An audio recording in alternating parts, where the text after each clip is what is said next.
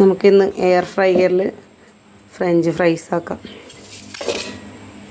ഇത് പൊട്ടറ്റോ നീളത്തിൽ മുറിച്ചിട്ട് മഞ്ഞൾപ്പൊടിയും മുളക് പൊടിയും ഉപ്പിട്ട് വെച്ചേക്കുന്നതാണ്.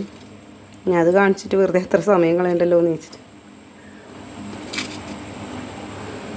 ഇതിലിട്ടിട്ട് കുറച്ച് ഇതാകുമ്പോൾ ലേശം ഓയിൽ മതി. അല്ലെങ്കിൽ ഇവിടെ ഇങ്ങനെ ഒരുപാട് ഓയിൽ ഒഴിച്ചിട്ടാണ് ഇതാക്കാറ്. നമുക്കത് വാരിയിടാം അല്ലേ.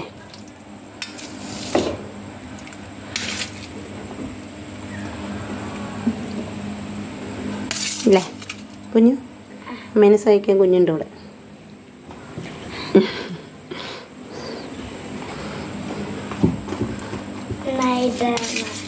ഭയങ്കര സഹായമാണ് അല്ലേ.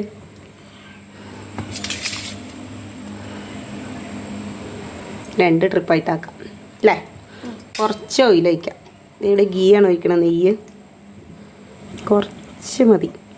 അതാണ് ഇതിൻ്റെ ഒരു മാക്സിമം പോയാൽ നോക്കല്ലേ. ഒരു സ്പൂണൊക്കെ ഒഴിക്കാം, അത്ര വേണ്ടു. അടച്ച് വയ്ക്കുക. എന്നിട്ട് സെലക്ട് ചെയ്യണം.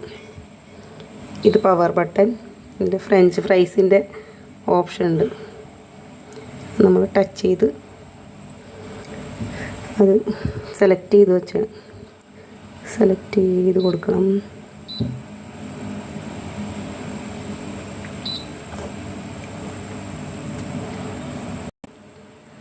അത് ഫ്രഞ്ച് ഫ്രൈസിൻ്റെ സെലക്റ്റായി. ഇനി അത് നമുക്ക് ടൈം ഒരു 25-30 കൊടുക്കേണ്ടി വരും. എന്നിട്ട് ഓക്കെ കൊടുത്താൽ മതി.